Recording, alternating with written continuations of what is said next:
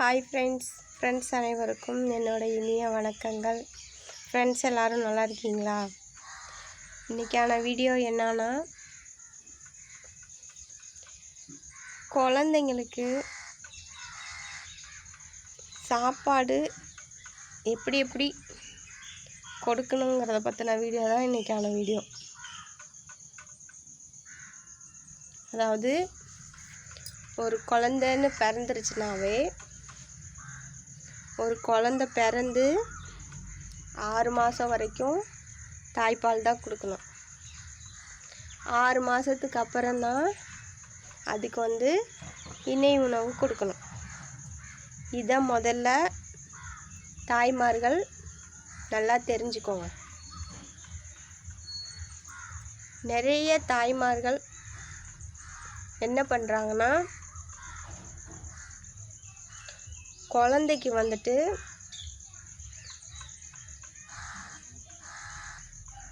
பிறந்த உடனே ஒரு அரை மணி நேரத்துக்கு ஃபஸ்ட்டு முதலுக்கு வர்ற அந்த சீம்பால் தான் முதல்ல ஒரு குழந்தைக்கு ஒரு உணவு. இதை முதல்ல தாய்மார்கள் நல்லா தெரிஞ்சுக்கோங்க. அது எப்படின்னா, குழந்தை பிறந்த உடனேயே ஒரு தாயோட மார்லேருந்து வரக்கூடிய முதல் சீம்பால் அதுதான் குழந்தைங்களுக்கு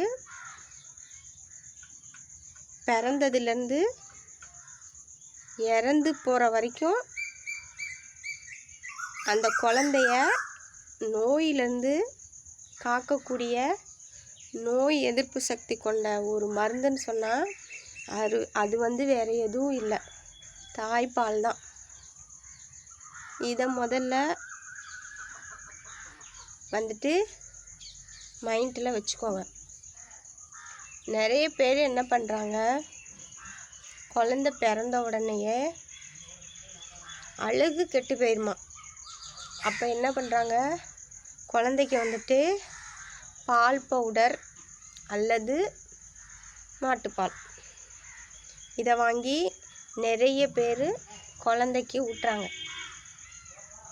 அது தாய்மார்கள் பண்ணுற மிகப்பெரிய தப்பு. ஒரு குழந்தைன்னு பிறந்தாவே பிறந்ததுலேருந்து 6 மாதம் வரைக்கும் தாய்ப்பால் தான் கொடுக்கணும். 6 மாதத்துக்கு அப்புறம்தான் அந்த குழந்தைக்கு இணை உணவு கொடுக்கணும். இணை உணவுனா நம்ம சாப்பிட்ற மாதிரி இல்லை, சாப்பாட்டை குழைய வச்சு அதில் பருப்பெல்லாம் கலந்து மிக்ஸ் பண்ணி கொடுக்கறது தான் இணை உணவு. சரிங்களா? முதல்ல அதை நல்லா புரிஞ்சுக்கோங்க.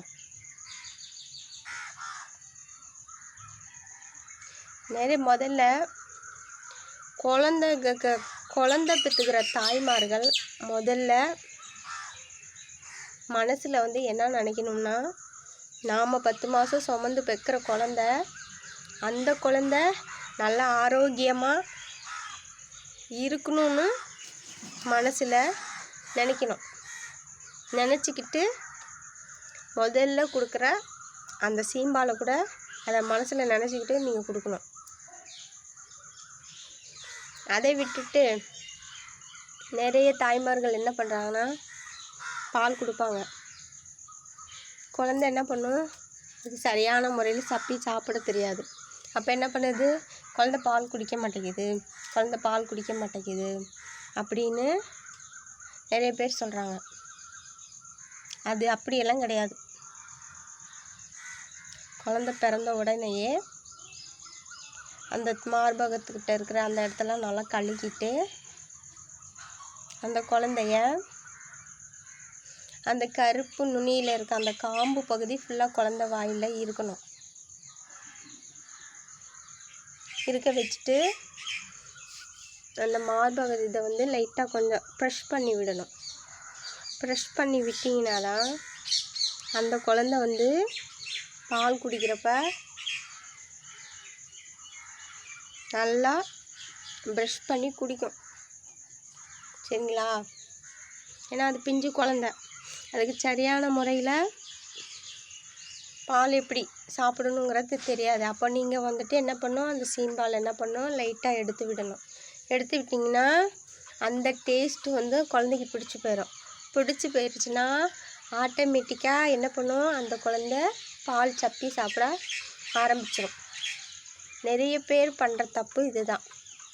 குழந்த பால் குடிக்க மாட்டேங்குது, குழந்தைக்கு பால் வர எனக்கு பால் இல்லை அப்படின்னு நிறைய பேர் ஒரு குறையாக சொல்கிறாங்க. நிறைய பேர் பண்ணுற தப்பு இதுதான். முதல்ல நிறைய பேர்த்துக்கு இந்த விஷயம் தெரியாது, சில பேருக்கு தெரிஞ்சிருக்கும்.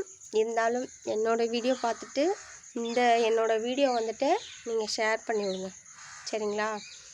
அப்போ அந்த காலத்தில் இருந்தவங்களுக்கு இந்த விஷயமெல்லாம் தெரியும். இப்போ இருக்க ட்ரெண்டிங் காலத்தில் வந்துட்டு இந்த மாதிரி விஷயங்கள்லாம் தெரிஞ்சிருக்கிறதுக்கு வாய்ப்பு இல்லை.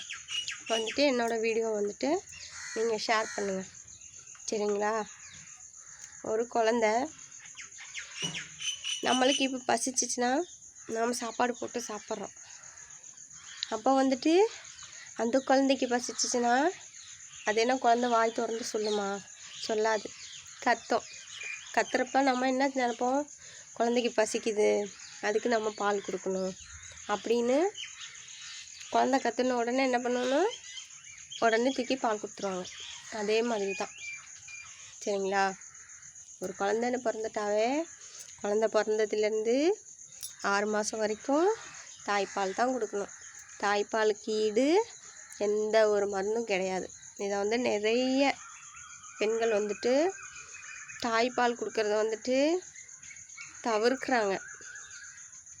ஆனால் தாய்ப்பாலோட மகிமை என்னங்கிறது நிறைய பேர்த்துக்கு தெரிய மாட்டேங்குது. அதனால் தயவு செஞ்சுட்டு என்னோடய வீடியோ பார்த்துட்டு என்னோடய வீடியோவை இந்த மாதிரி உங்கள் ஃப்ரெண்ட்ஸ் யார் வீட்லேயும் கன்சீவாக இருந்து டெலிவரி ஆயிருந்து அடுத்தது ஆகிற கண்டிஷனில் இருந்தாங்கன்னா அவங்களுக்கெல்லாம் இந்த வீடியோ ஷேர் பண்ணிவிடுங்க, சரிங்களா? ஏன்னா தாய்ப்பாலுக்கு ஈடான மருந்து எதுவுமே கிடையாது. குழந்த பிறந்ததுலேருந்து 6 மாதம் வரைக்கும் அந்த குழந்தைக்கு வந்து பச்சை தண்ணி கூட கொடுக்கக்கூடாது. தாய்ப்பாலை தவிர வேறு எதுவுமே அந்த குழந்தைக்கு கொடுக்கக்கூடாது. இடையில தண்ணி கூட கொடுக்கக்கூடாது. ஏன்னா தாய்ப்பால் குடிக்கிறப்ப நீங்கள் தண்ணி குடிப்பீங்க, அதுதான் பாலாக சுரந்து உங்களுக்கு வருது. அப்போ தாய்ப்பால்லையே தேவையான பாலும் இருக்கும், தேவையான தண்ணியும் எல்லாமே இருக்கும். அப்போ நீங்கள் தனிப்பட்ட முறையாக குழந்தைக்கு தண்ணி பறக்கணுங்கிறது இல்லை, எல்லாமே ஆட்டோமேட்டிக்காக தாய்ப்பால்லே இருக்கும். அதனால் தயவு செஞ்சு குழந்தன்னு பிறந்தாவே பிறந்ததுலேருந்து 6 மாதம் வரைக்கும் தாய்ப்பால் தான் கொடுக்கணும். தாய்ப்பாலுக்கு ஈடு எந்த மருந்தும் தாய்ப்பாலுக்கு வந்து அது எப்படி சொல்கிறது, தாய்ப்பாலுக்கு தகுந்த நோய் எதிர்ப்பு சக்தி கொண்ட மருந்துன்னு சொன்னால் வேறு எதுவுமே கிடையாது, சரிங்களா?